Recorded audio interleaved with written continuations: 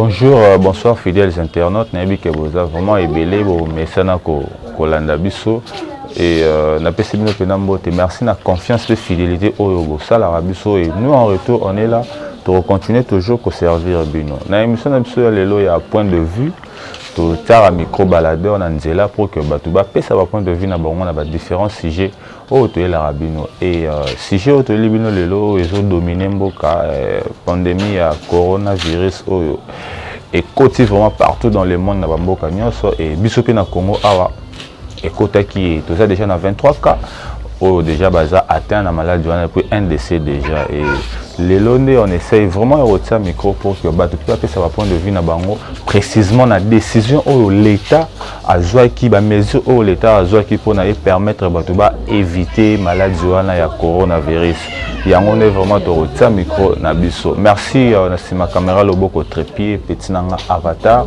je te salue et pourquoi pas mon coordonnatrice Maman Malix la PCE vraiment beauté puis Aimé Kasaka Montréal et notre partenaire numéro 1 notre partenaire numéro 1, tonton Omer Mingadi. En tout cas, je te salue depuis les États-Unis. Merci de la confiance aux autres Sabiso. Et tous autres la au micro pour que tu vraiment pas ça point de vue na bango concernant les mesures où l'État a joué pour le coronavirus. Merci.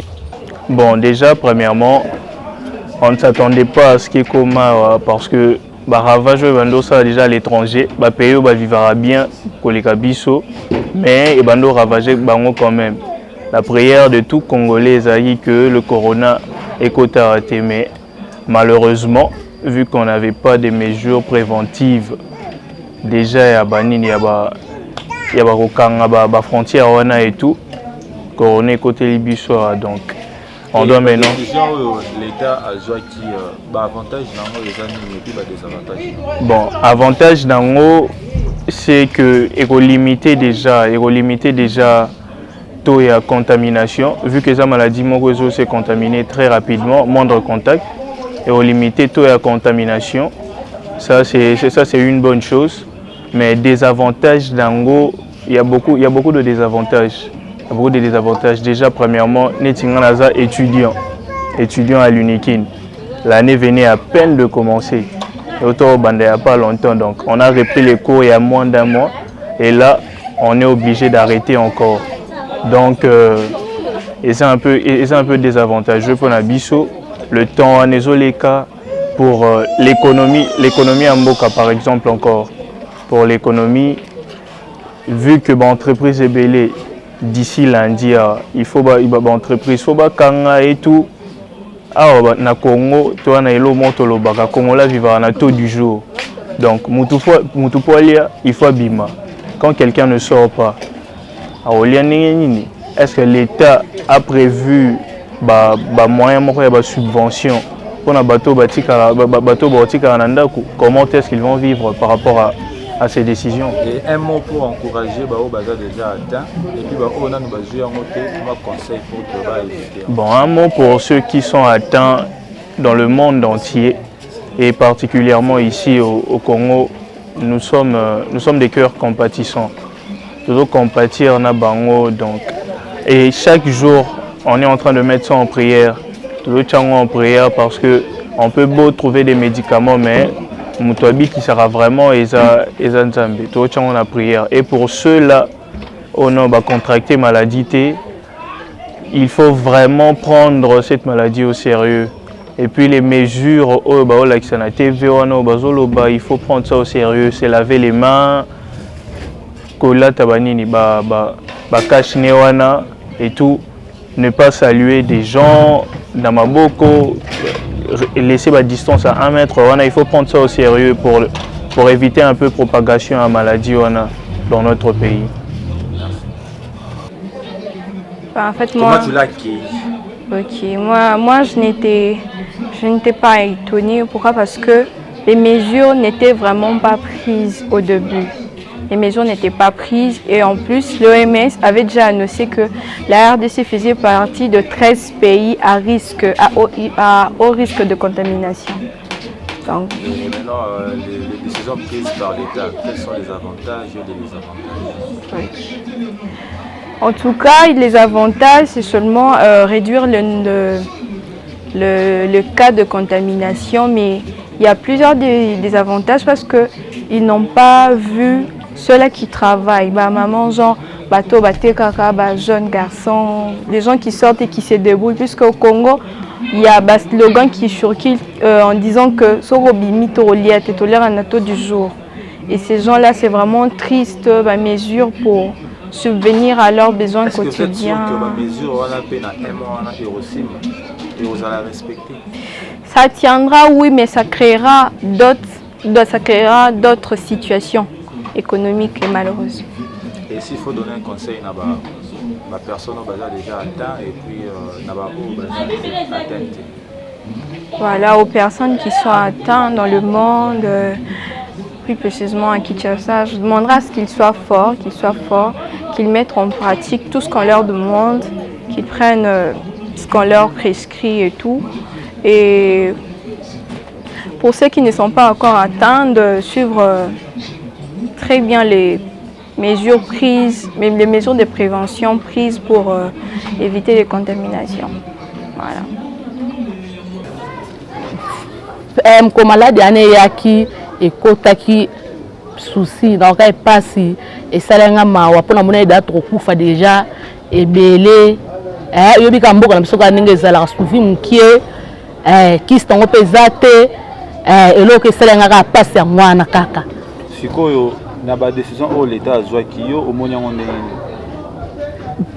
sikoyo kwa ande akina ba décision au l'état azwaki sikoyo nde eloko esali oka passe boye biloko ya kolia koteka vente comme na se bien te koteka pena eza pena te bato baobangana bango kobima bato babangana bango kosoma lokola neti babiloko ya kolia baobangana bango yango kaka nde epesa passe bongo mpona matanga na sepeli mpena matanga nde etikalaka ya bongo mbala moko kaka libela mbala moko cimetière wana pena bongo etikalaka ya bongo. Et bongo conseil ni noko pesa na bato da bazwi malade. Conseil on pesa na bato bazwi malade, eza onka malade ici là nango. Ici là nango. Bon, ate bato no bazwi yango te. Ni batela kaka maboko kosokola maboko, ofano skol maboko, ofano skol maboko. Bon, auparavant na bana pena kondima ngo te tellement toyebi réseaux sociaux d'abord ezana na makambo le coûter belé na bana pena kondima ngo te mais avec le temps par rapport à ndenge tozomonela ndenge makambo ngo zoya toyo confirmer que eza vraiment ya solo eza na RDC siko ba décision au l'état bon ça va na limbisi na mama on a pas des avantages bon décision l'état zui. Premièrement, on a un problème, il y a deuil. Au moins, nangai, il y a beaucoup de problèmes à deuil, à tabongo libé, à ta coronavirus. Et si le problème est que le coronavirus est ici, là, il y a mon pépé, il y a dit qu'il y a un bon mort. Il y a un Congolais, il y a un bon mort. Il y a mon pépé. Et les Kanangos ici, là, docteur Jésus Azanangela Zoya, et les qui ici, là. Mais, surtout qu'on a un problème basé à matanga pour moi faut que la na bongo attends moi attends tout à non pourquoi moi matanga comment le quoi fait au moins on t'a ko s'organiser à bongisi lamba na lata na matanga et muto akufeli na no après avoir kokufela aller sibino na matanga alati ameli sibino c'est que peut bonner bien te toquer to tongi donc matanga et comme la dépense qu'on est quand même fait pour moi problème à matanga faut que na ka bongo na RDC. Bon, pour la conscience, surtout côté l'église, bon, on a dit qu'avec l'État et Simba, ils ont papa n'y a son andaku, alingaba na été bakufa, papa lingiba na lingaba na été bakufa, mais le comment que zoya oyemo aye bien. Conseil ni européen na bateau déjà bazui malade.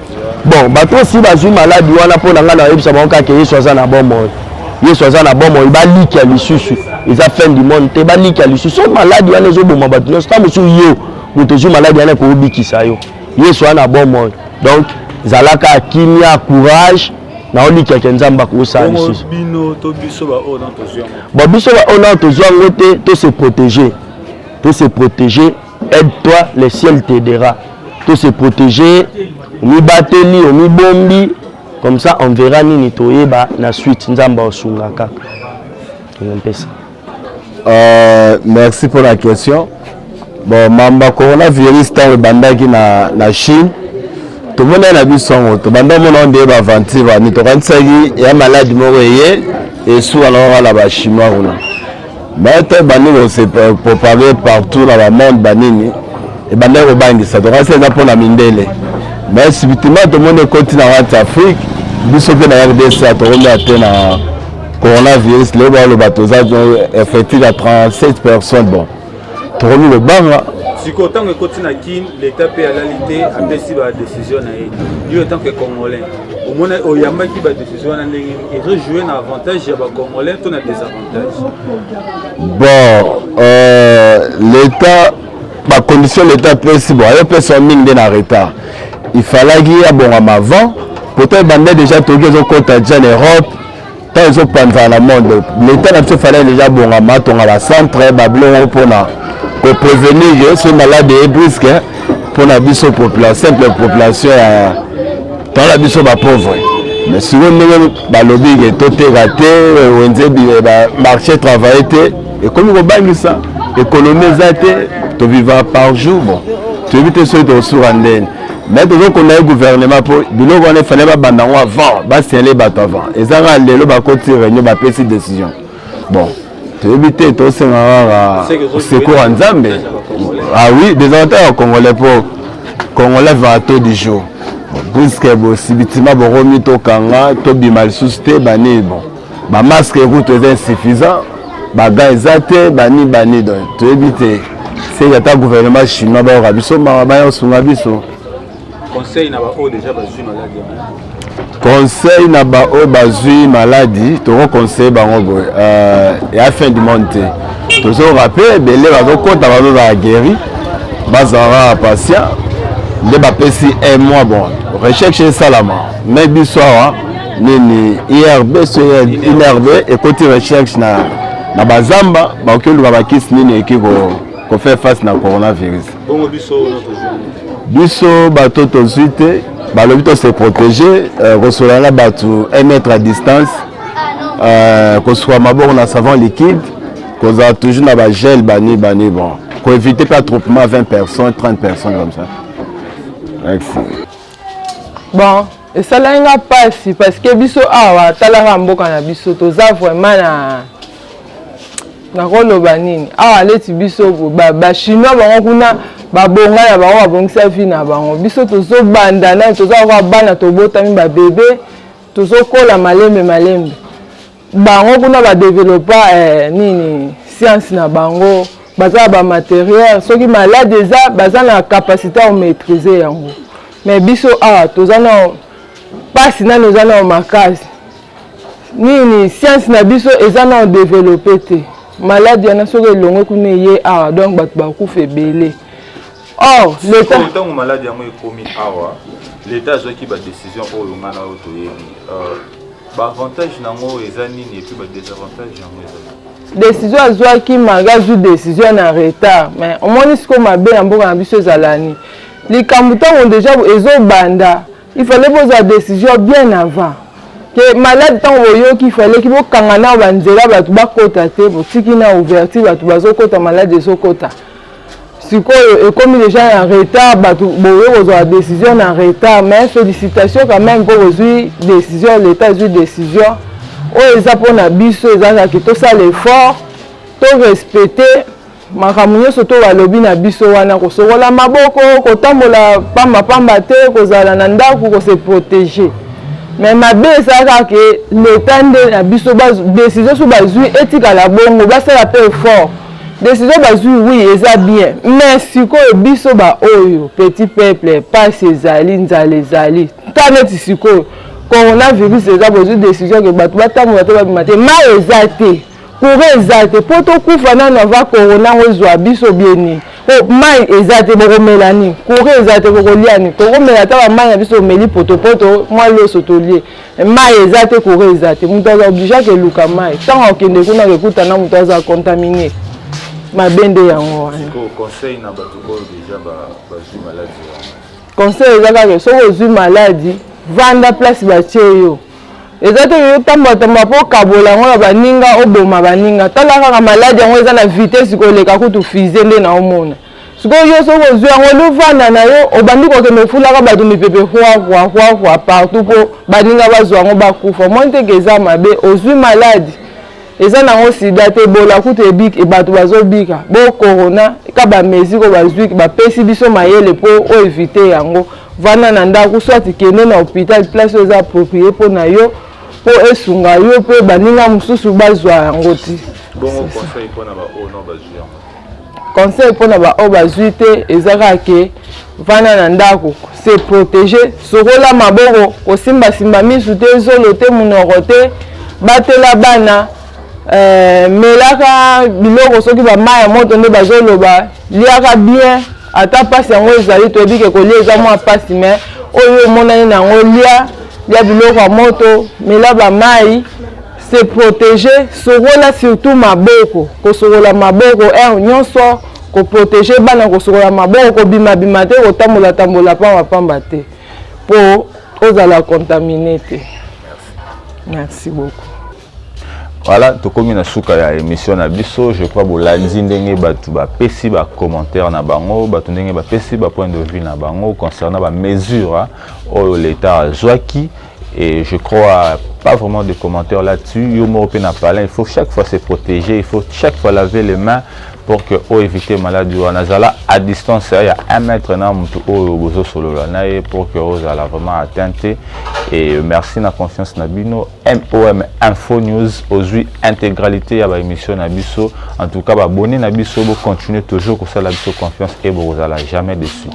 Un grand merci na notre partenaire numéro 1 Tonton Omer Mingani depuis les États-Unis et pourquoi pas na yo Mama Lux notre coordonnatrice na PCBino vraiment Wambote et puis Mbote na ba petit nanga ya Kati ba petit nanga ya Palin hein Emmanuel Kembo Bernie Ngoucho Précieux David vous avez vraiment belé excellent Samuel Etofis nani sona ba quitté Cristal Gaga Graciela, en tout cas je vous salue, merci de continuer à soutenir Yaya Nabino, pourquoi pas Ketia, Déborah, Bene, en tout cas merci et puis ma maman chérie Elisa Swamono, je te salue aussi et tous mes grands frères Martelly Yaba, Jérès Yaba, Igor Yaba, en tout cas on a Pesibino, vraiment Wambote Belé. Bon continuer toujours au salaire de confiance et beaucoup zala, jamais déçu. En tout cas bye.